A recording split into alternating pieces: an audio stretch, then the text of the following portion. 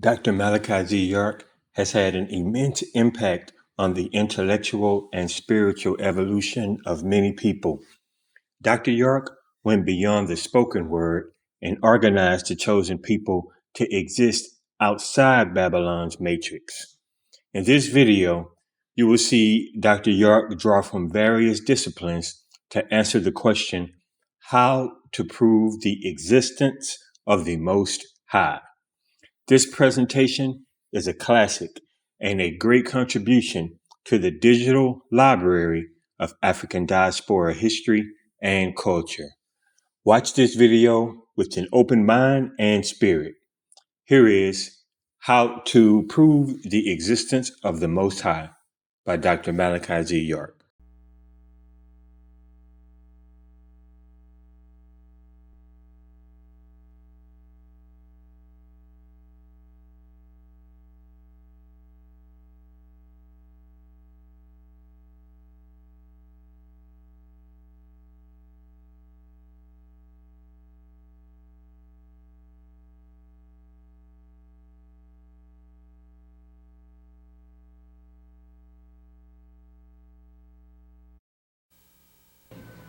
How do you prove the existence of the Most High? Okay. Question.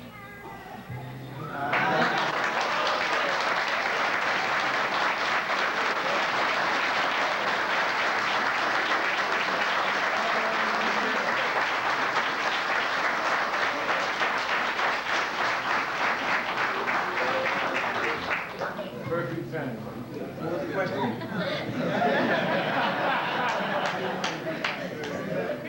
Perfect family. Say that again. What was the question? Who asked the question?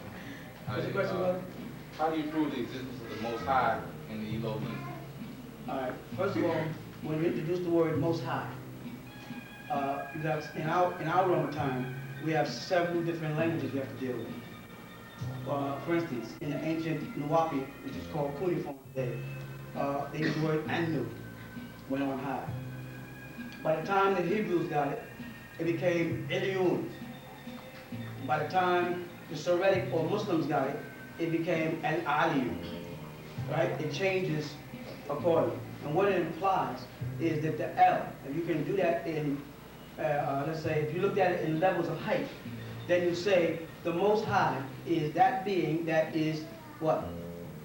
The highest, which puts him in levels with other beings. So in order for Allah subhanahu wa ta'ala, the Muslims say, to be the Most High and Aliyu, then there must be other beings that he was weighed against to attain that position. You follow that? That's what I try to explain to the Muslim world. When they say Allah and Aliyu, one of his attributes, Allah is the Most High, or Allah is the highest. You have to say highest of who or what? How you become the highest of something unless there's something compatible to you or something that was a challenge to you and you have what? Overcome it. You understand what I'm saying? So when Melchizedek, the way the Bible translates the name, met Abraham, right? He taught Abraham about Eliun, Eliun, El in the Torah. Right? The Most High, the highest. Because Ibrahim or Abraham or Abraham, see the language game again, was already worshiping as a Chaldean. He already had a religion. He already prospered because in the Torah or Tanakh, they tell you that he fell on his face and he prayed before those Hittites when he was buying a tomb for his wife. Right? You follow that? So he understood prostration already. So he understood prayer already. But Melchizedek had to come to tell him, get back to the worship of Anu. Now, why would I say Anu when they use Eliun, Eliun, El in the Tanakh or the Torah? Because Melchizedek was not a Hebrew. When Melchizedek was speaking, he was speaking as Melchizedek. He was speaking as in Hebrew, we say Malach, an angel who is Sidar, who is righteous or justified, who deals just. So he wasn't speaking as a Hebrew or an Israelite or a Muslim. He was speaking as a Chaldean. You follow that? Meaning he was speaking to Abraham, who your Bible says was a Chaldean or of Chaldea. They also say he was an Aramean. What they use in the Tanakh is the word Syrian.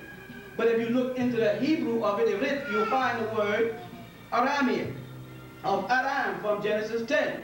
So all these people were speaking one of the dialects that was given to man. You with me? And so he would have been speaking to Abraham before Abraham became a Hebrew. The word Hebrew, simply Ivrit, means, or in Arabic, Ebra, means to cross from one place to another, to cross over the Tigris Euphrates. He was going to the furthest point of our land. When I say our land, let me make myself clear. That's a long story from Most High to bring it down to mortals. Our land extended from the other side of the Persian Gulf, coming westward all the way to California. You follow? There was no Red Sea or Reed Sea. Right? Bahra, we call it Bahra Ahmad. There was none there. There was no Atlantic Ocean. Continental drift and continent drift resulted in land masses moving. Thus, there was no Africa.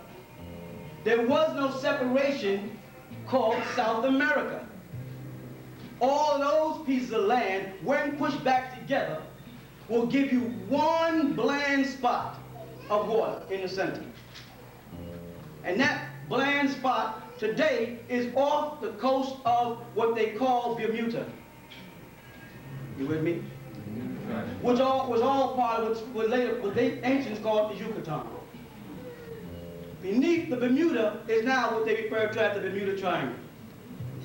A magnetic field. That was the capital of our kingdom.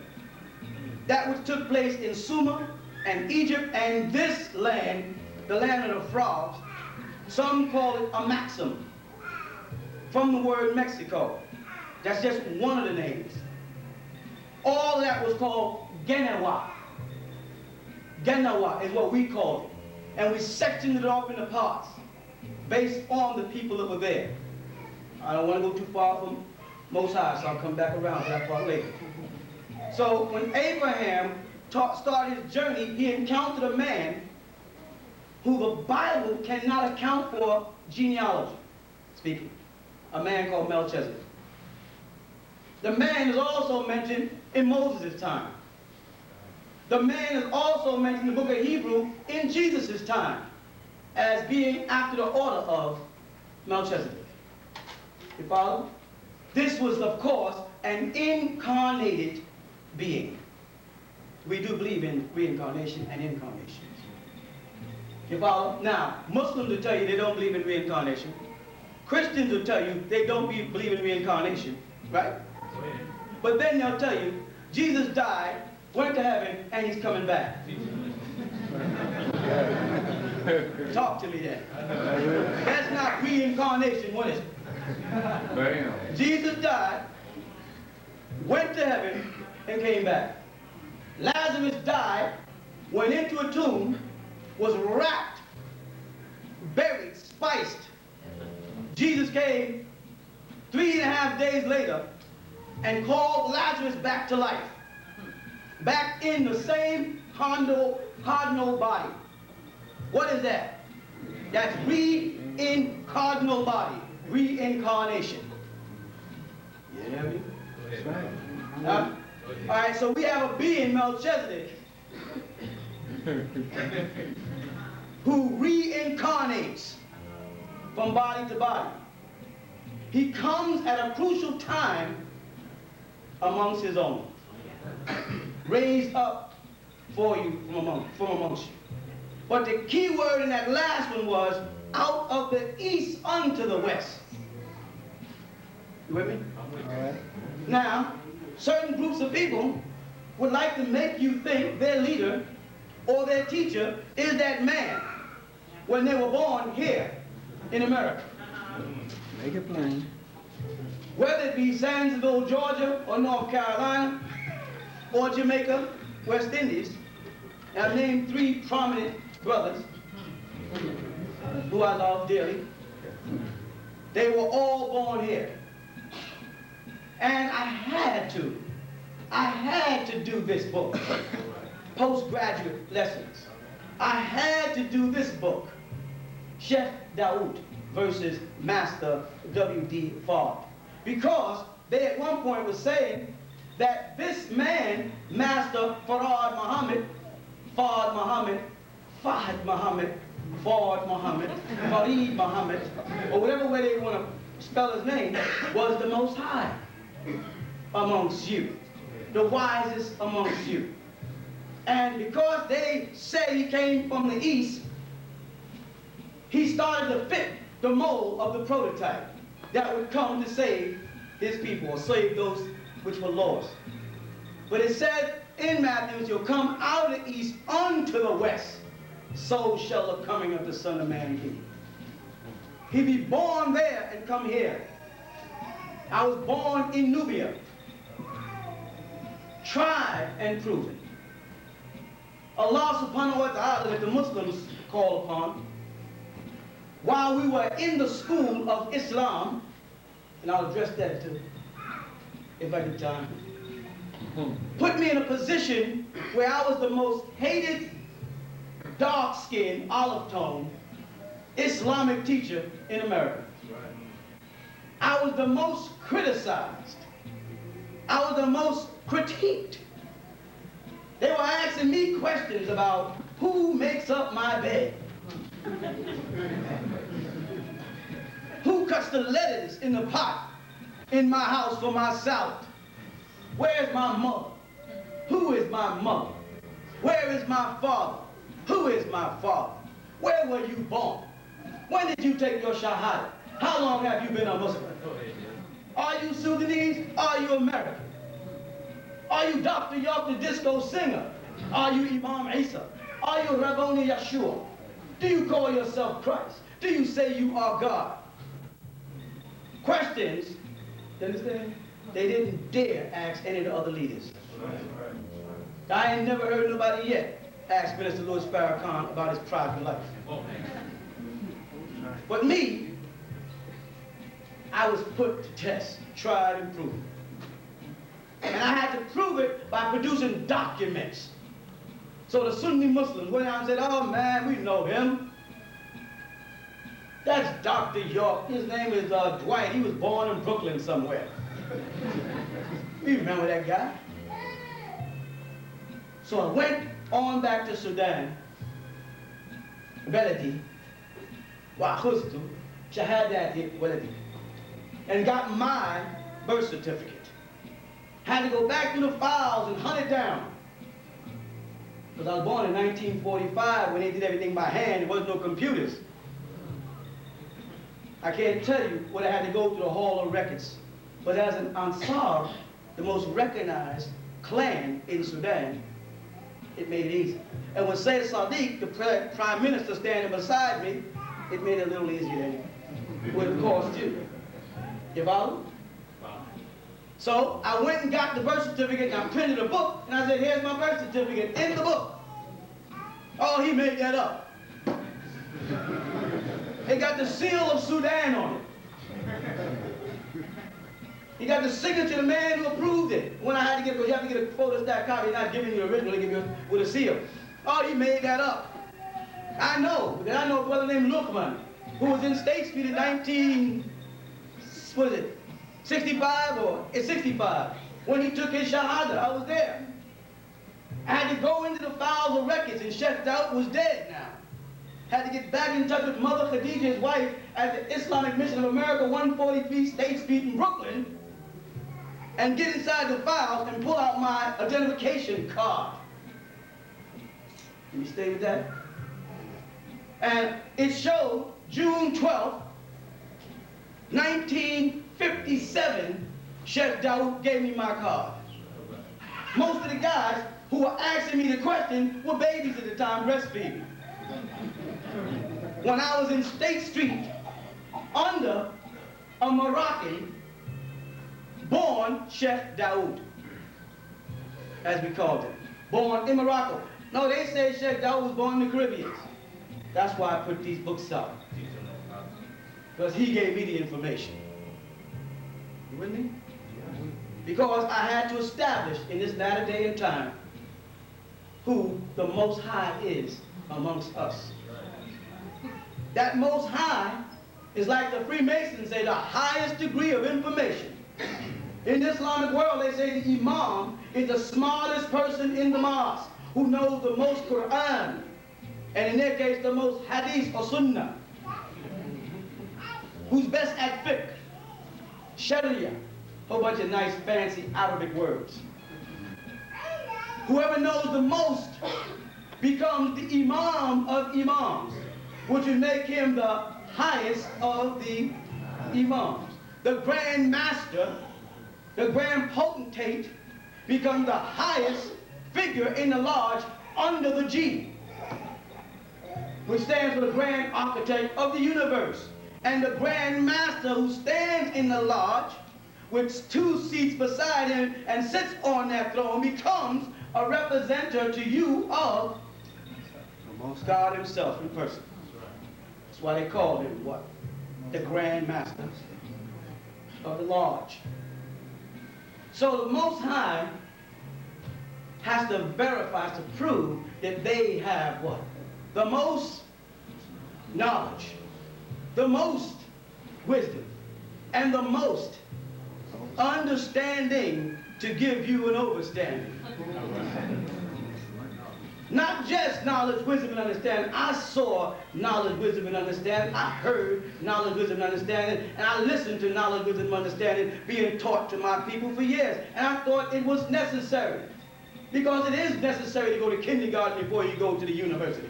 That's right. It was all necessary. You follow? But to verify the existence of the Most High to you and to me is a board trip. You want it? It's a board trip. Stack up, please. You got the names, El-Ayun and Ali, right? And Nu. The board trip starts with 3 levels.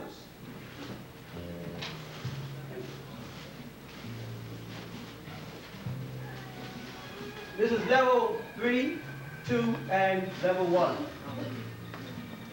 This level here is Earth. I'm sorry. This level here is sea. This is Earth. And what is this going to be? Sky. You want to say heaven, I know. The word heaven is a Latin word, haven. It also implies a docking point in a marina. This is why in Islam, the first thing that was said to Muhammad 1400 years ago was, Ya Muhammad, Iqra. Iqra, read. The first thing you find in the book of St. John's is, in the beginning was the Word. You follow? And the first thing that happens in Genesis is a conversation.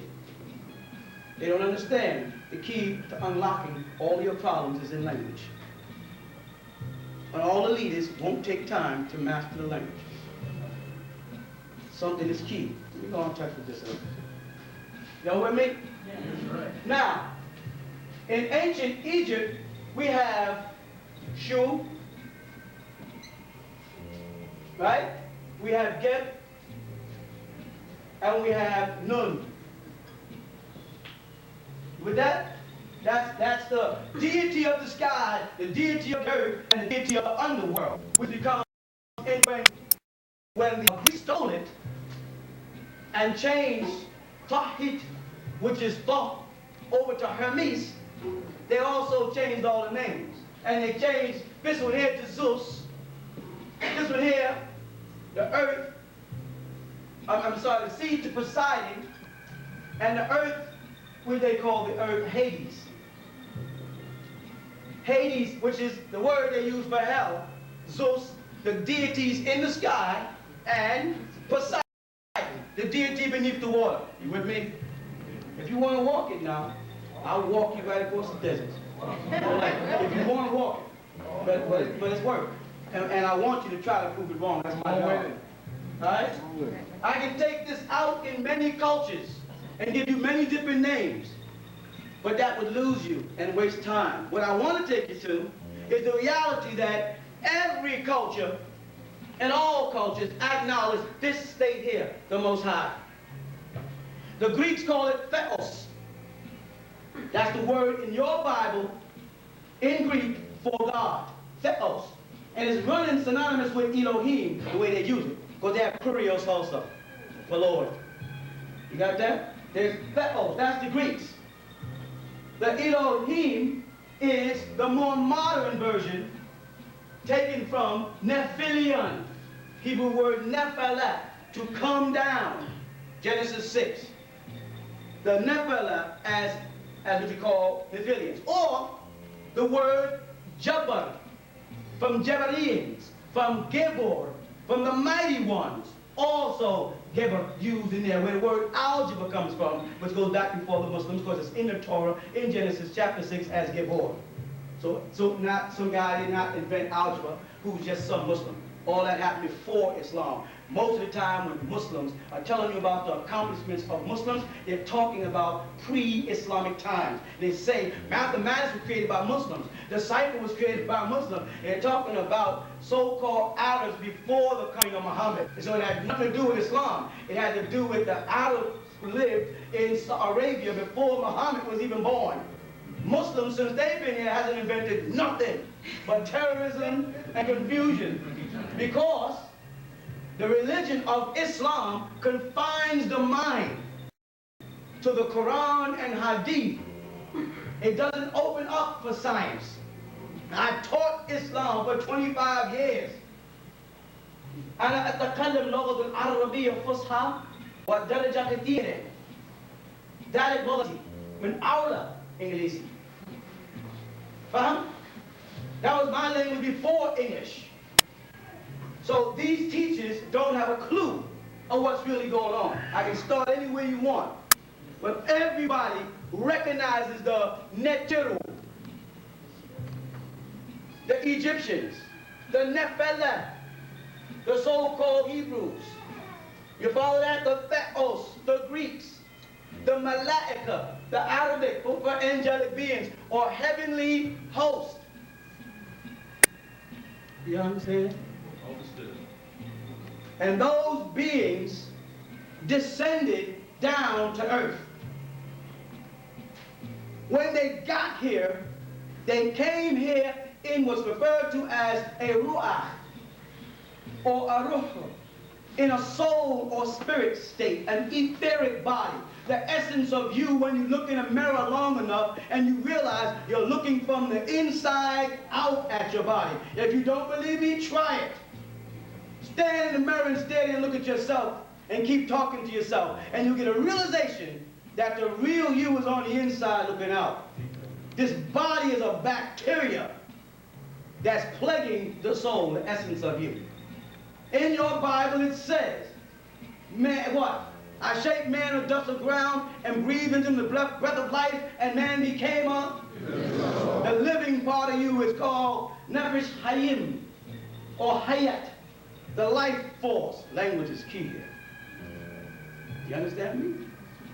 So you descended down, but before you came down, the beings from above on high, Anu, Inuma Elish, went on high, said if you stay on earth too long, you're going to lose contact with your divinity. You're going to become lured by the attractions of this physical world. You understand? So two schools of thought exist. The greater and the lesser mysteries. You stay with me? Come on with it. Here we go. The greater mysteries teach as Yeshua, Isa, Jesus, Sananda, Tammuz, whatever name you want to give them, or whatever culture again, that your path is back to the bosom of the Father. He says it. He says, I am the way, the truth, and the life. No one gets to the Father but by me. That he was merely the chauffeur to the Father. You follow that? But then he said, I and the Father are one. When you see me, you see the Father. And I am not greater than you. And you'll even do greater wonders than I. That's right. And I got to go prepare a place for you, that where I may be, you may. So certain men or women or women are destined for a journey from here back to the bosom of the Most High. And certain men and or women are destined to stay here and worship. Some beings are perfecting themselves to become God, and other beings will always worship God. People of the lesser mysteries are the religious people. They worship God in spirit and in truth, away from themselves. People of the greater mysteries are like the uncut stone that's on that side, ashlar, that becomes cut to become a perfect stone, become a part of the building blocks of the Most High, as put it. You with me?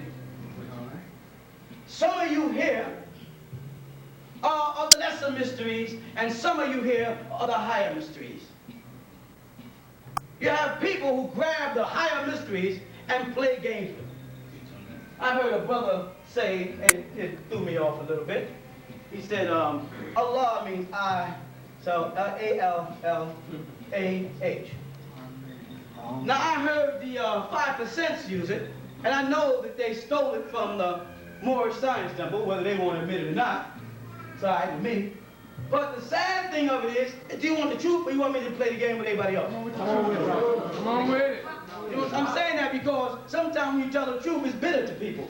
And they get mad at you. They don't really want to hear the whole truth. They want to hear what the man puts in books. And they're real good at referring to white man's books. And quoting his books against anything a Nubian has to say. But I'll take you directly to the language so you can see it, so we can dispel this part of the spell right now. Come on with it. You with me? Come on with it. This word is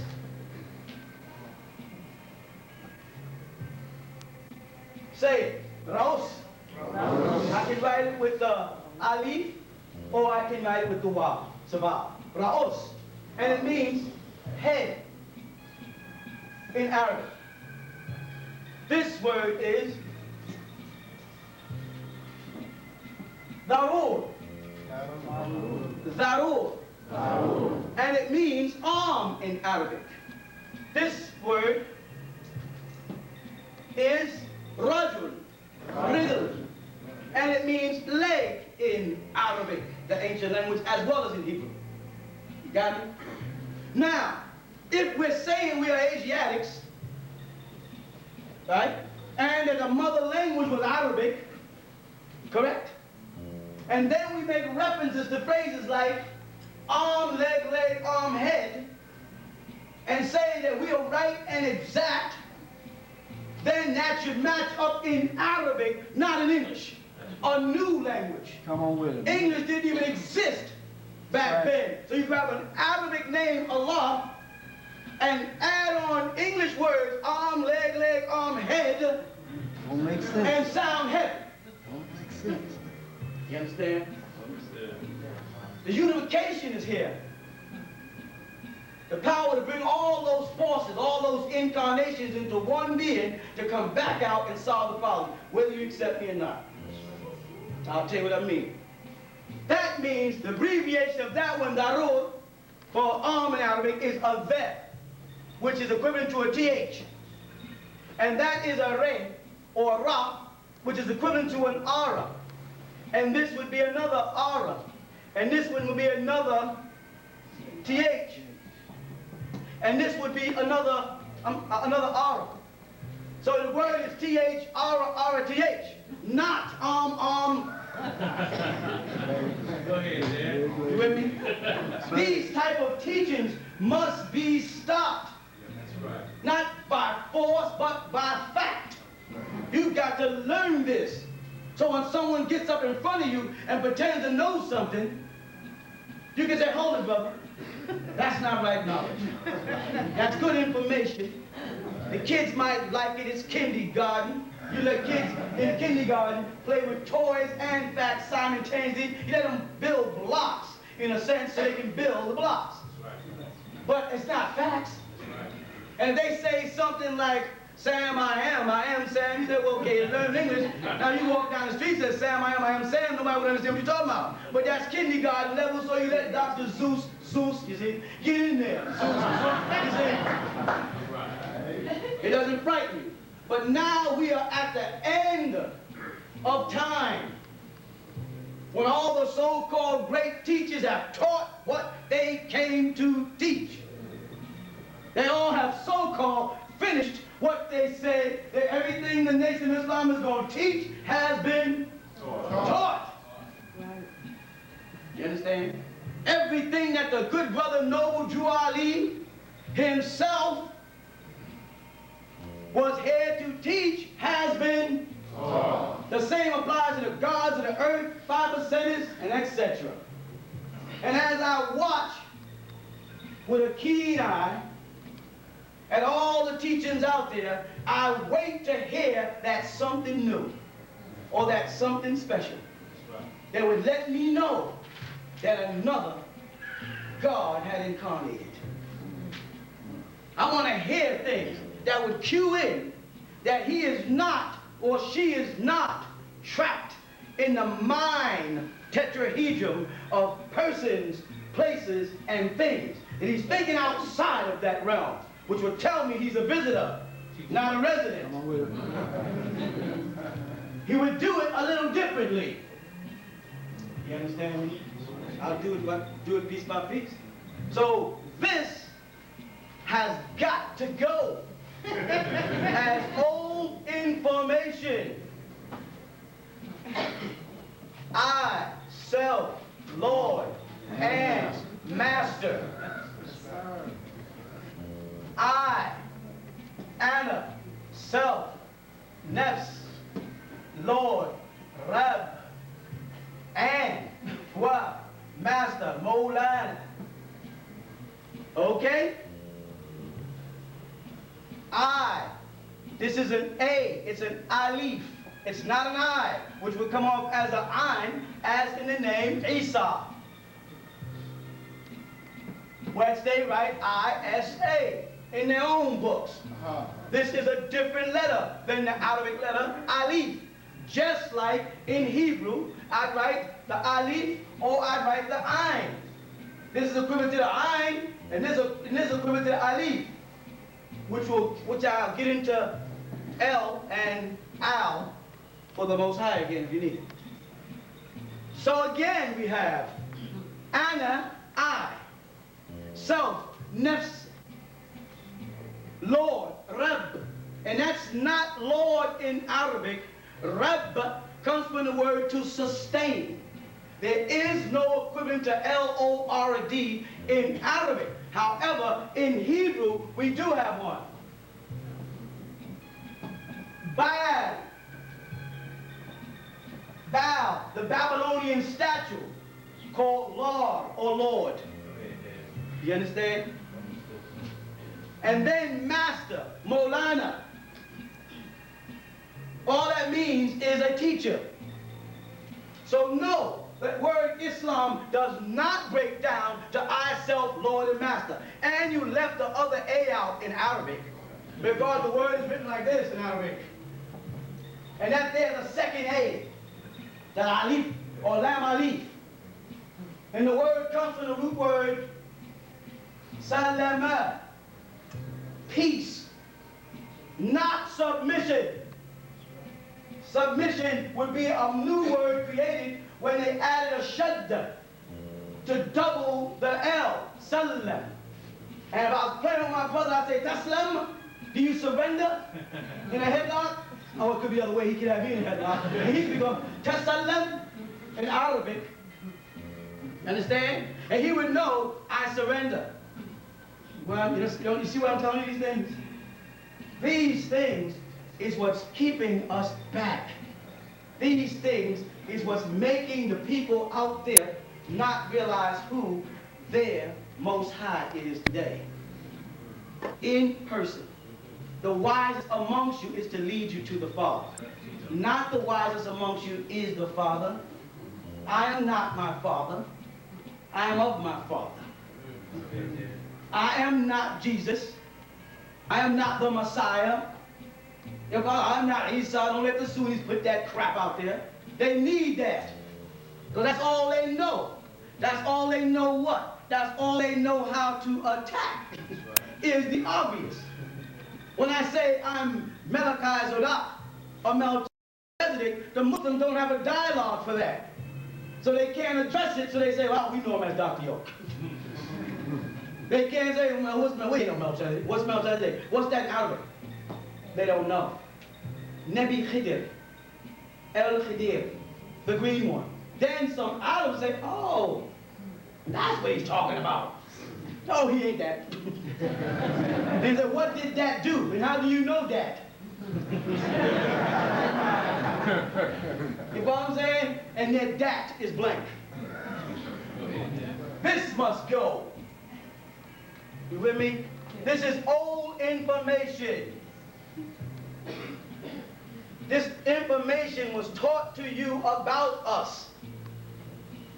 You understand? Now, one of us is here to teach you what you're supposed to know about yourself. And I'll show you how it happens and how it happened. All right? It starts up here in another realm. The Quran calls it Ilyun. Muslims nowhere in any of their tafsirs, which means explanations of the Quran, have been able to explain what that meant. They all evaded. Oh, it's a place where good records are kept. You say a place like in Makan, a place? And then a place, Makan. So where is this place? It's in heaven. They want to go into mythology. And when you try to confine them to the facts of, so are you saying there is an Allah who was here on earth and created beings with the help of his angels, and then as the Quran says, he left the earth and he went to the heavens to sit on an arsh, a throne? Can you do that with me? They go, yeah. So there is a throne somewhere in heaven where God sits on it? Yes, then God has a buttocks to sit. Blasphemy, they'll yell. But it's fact. You say God is in heaven? I say God is heaven. Because if God is in heaven, then heaven is bigger than God. You with me? And how could heaven be bigger than Allah? But they'll say, who fi samawati? He's in, feet, inside the heavens. So if Allah is inside the heavens, who's the biggest? And if Allah is inside the heavens and the heavens must be bigger than Allah, then Allah is not Hu Akbar. Allah is Akbar, they say the greatest. That's not what the word translates. The word Akbar comes from the word Kabir, meaning big. The biggest or the oldest. So if Allah is Allahu Akbar, then he is the biggest and oldest. You can leave that off. You follow what I'm saying? And how could he therefore be in the heaven? How could Jesus' Father be in the heaven? Wouldn't he be the heaven? Wouldn't he be the all? Wouldn't all things be within him and nothing outside? El-Kalum. And you too should say, I am in the all. And all is in me. Not and the all is in me. But I am a part of the all. The all is a part of me. That's what they're saying. That's taking you to the next level of divinity as a quantum existing being. You follow? All right. So now, these beings, according to your Bible, came down, as we spoke about last week, and was hovering above the water. Ain't that what Genesis says? And the Spirit of God moved upon the surface of the water. God was not moving on the land. God was not standing on the land. God was moving on the surface of the water. You see why the Christians got that Jesus walk on water stuff? Because they had to try to make him look like God. You understand? They want to put his father out of position and put his son in, like all corporations do. It didn't work. Now, but what did it say? Upon the face of the deep. That means the deep is dealing with the sea. You with me? Gotcha. So some beings who were in the sea was looking up at the Spirit of God moving across the water, while land was still boho and toho, as Hebrew puts it, void and Without form. darkness. Void and darkness, without form. So the planet was in a dark state because the sun's light could not get through. You follow? And a dust cloud covered the planet. And certain beings called Elohim, which is a plural, in Hebrew, alif, lamet, hey, yad, mim. A plural beings, these Elo, or where Muslims get Allah, in plural, alahat, in the Quran, gods, they came. You follow? They came and they looked at the condition of this once fertile place. That's why they said replenish, refill. They was going to fill it again. It's like when you have a swimming pool in your backyard. You follow? And you dress it and prepare it in the summer, and when the winter comes, you cover it up and all kind of mildew comes. Come the season again, you got to clean it away, pull the cover off, let the sunlight come in, clean out the pool, get all the mildew, the fungus out, put in fresh water and chemicals to make it usable again. God, you do it every time. You replenish that pool. All right. Is that not right?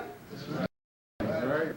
The beings came, the Quran calls them the Malachi, which is Allah, or the Nephilims, or the Shiru, or the Shishonki, or the Kachina, whatever language you want to come from, you want to play Native American, will do that. The Father came down and saw the conditions of the planet, but the being that was talking was looking from the bottom of the sea, because he said, in the beginning. Right? Let me stop right there. In the beginning. What does the word start with? Be. I'll give you all a secret that should be kept sacred. But I'm going to give it to you. You know why I'm going to give it to you? You both say why? Because you've never heard it before. And with all the teachers that have been teaching you, we're so-called 400 years of slavery for those who came from Africa and those who are already here, because both of us are sitting here, right? That's right. All these so-called teachers are supposed to be bringing you information. They don't have certain keys that tell you they're standing outside of persons, places, and things.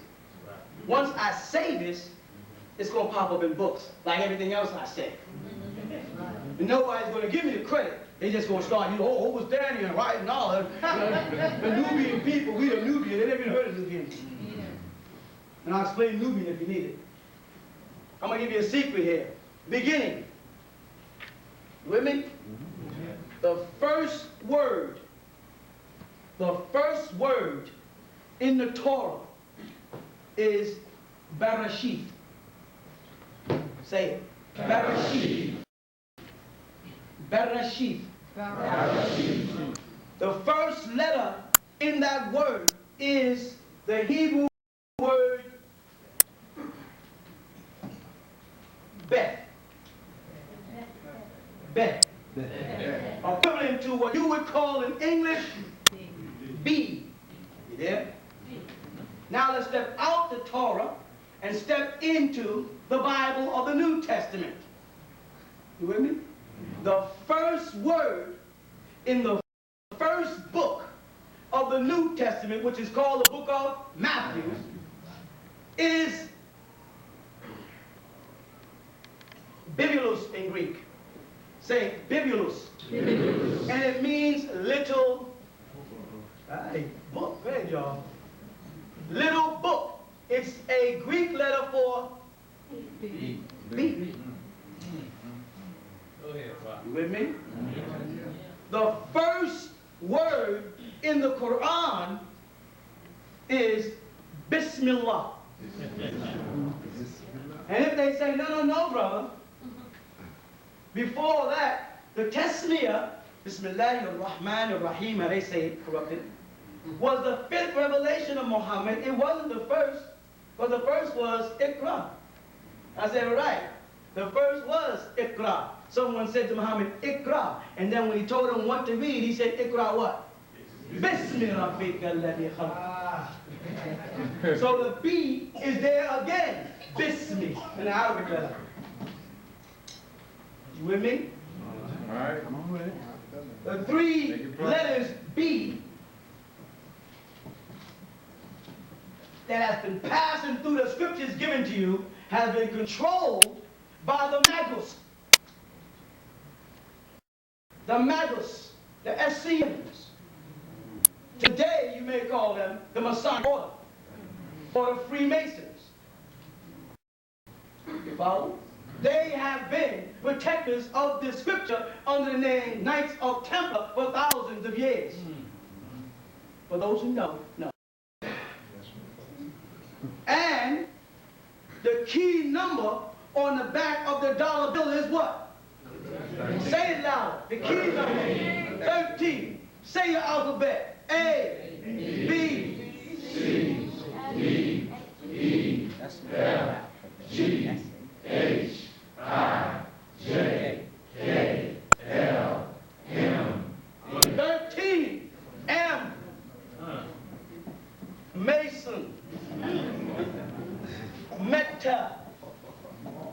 Latin word for matter or mother and son.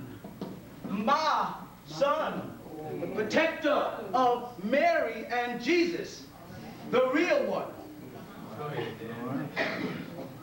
This is information that has been kept secret for far too long from you. Now I want the teachers to see this inflammation. That means you ought to inflame the population with it. That's all. This inflammation, note it now as the first time you heard it, and note later on, your teachers will be getting up and using it, and never recognize who the Most High is, who has the most information this day and time. Note it. You finish this journey. I can't give y'all with so much light. There are 2 Illuminatis. There's Illuminatis of the amber light, and there's Illuminatis of the green light. You have been the Illuminati